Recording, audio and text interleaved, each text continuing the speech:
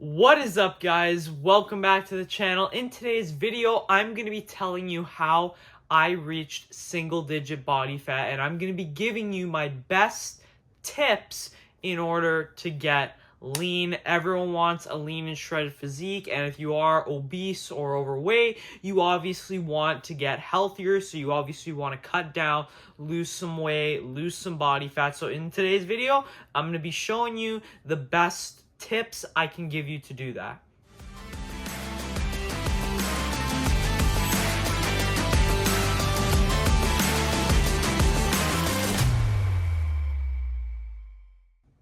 And the first kind of tip I want to point out in showing how I got this shredded or whatever, I'm going to show you that right now, and it's probably not something you were really expecting.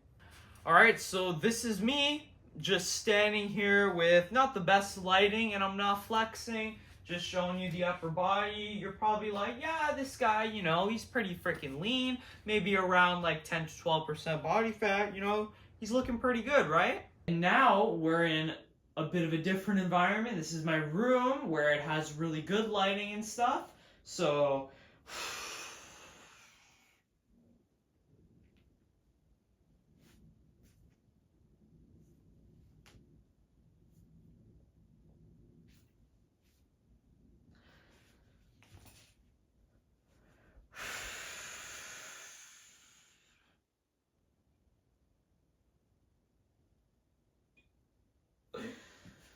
So notice how different I look, how much more shredded I look. Like, clearly you see here, I'm single digit body fat, but if you saw me downstairs, would you have thought I'm single digit body fat? Probably not. So as you just saw there, lighting can make such a huge difference on how lean you can look. In standard lighting or whatever, I mean, yeah, I look kind of lean, you know, you got abs. I mean, yeah, I'm very lean. But as soon as you get some god tier lighting in, boom, striations everywhere and this and that. So lighting can make a huge difference in how lean you look. Same goes for like having a spray tan. Obviously, I'm pale as shit right now, but many of you who have watched my other videos know that I am cutting right now for a bodybuilding show. Currently, today of recording this, I'm 3 weeks, 1 day out, so we're getting freaking shredded, and I think it's working. So these are my tips now, so let's get into it. So the first tip I have for you, and this is probably the most important one to have in the entire video, is eat low-calorie dense foods. Low-calorie dense foods are foods that have a lot of volume to them, but not a lot of calories. So for an example, spinach. 454 grams of spinach only contains 100 calories. That's a full pound only has 100 calories, and you're probably thinking, oh, well, I don't want to eat plain spinach on its own. That's freaking disgusting, and you would be right. So have sauces. Just make sure those sauces are low in calories, and triple check.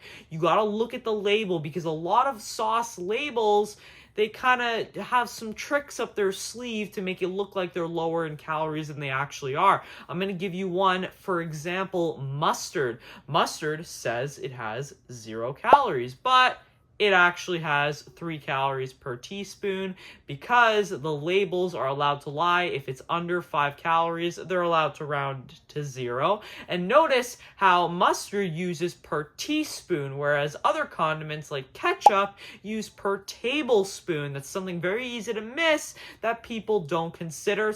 Some say teaspoon, tablespoon. Some are 15 milliliters, some are 30. You gotta freaking check the label and read it carefully, because these food companies know what they're doing to try and trick you to eat higher calories or think that something's lower in calories than it actually is.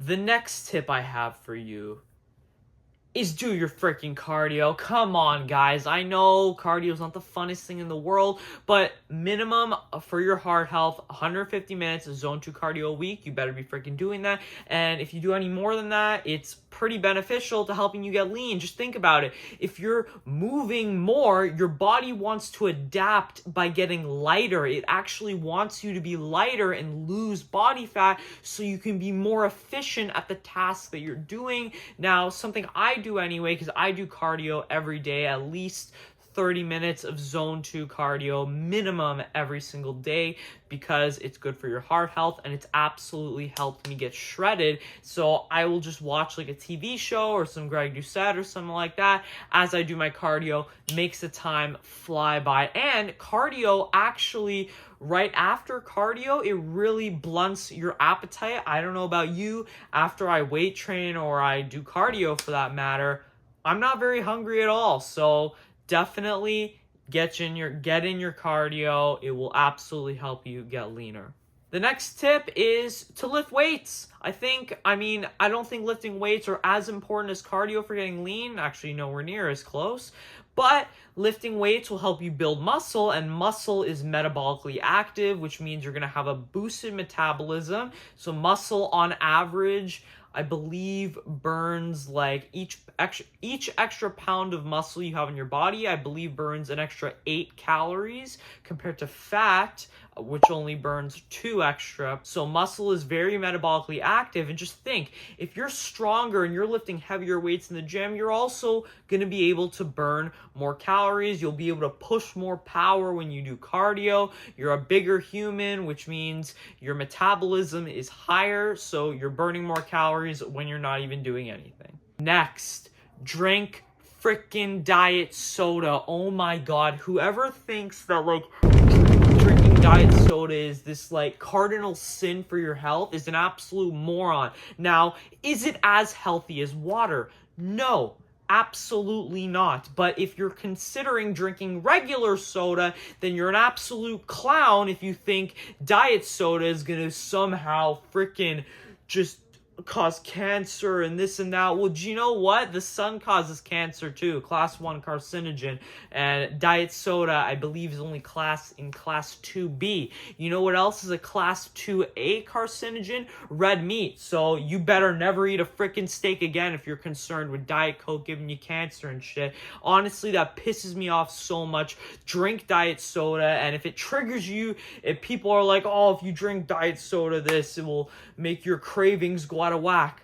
Have another diet soda. Have 3. Have 4. I mean, it's way better than drinking regular pop. You'll save so many calories. Oh my god. It can help satiate you. It's carbonated water. When you drink more water, that helps stretch out the stomach. It'll keep you more full, and it has that carbonation, so it will absolutely stretch out your stomach, keep you more full. Hardly any calories, so drink diet soda.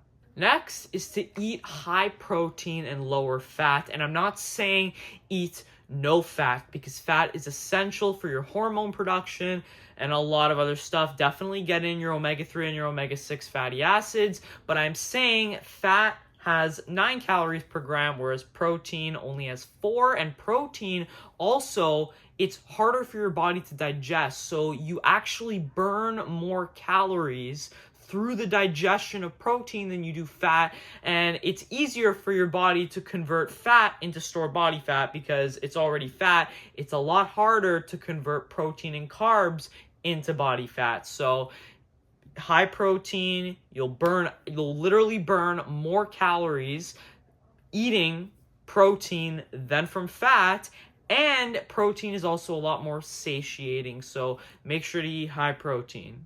And there are a bunch of other tips like drink more water, get adequate sleep and stuff like that, but those are the main ones I've used to help me on my cut for my bodybuilding show. So I'm 3 weeks, 1 day out. I can't freaking wait. I'm practicing my routine. I'm still weightlifting. Yeah, it's getting a little bit harder. You know, I'm starting to get a little more tired throughout the day and stuff like that. But hey, we're almost there. I can't freaking wait. So please, if you are in the area, I believe it is in Burlington, definitely come check it out. You'll see me on stage, and I'll maybe even see you there. So definitely go check it out. Can't freaking wait. But thank you so much for watching, guys. If you have enjoyed, make sure to smash that like button, subscribe if you're new here, and I will see you in the next one. Peace.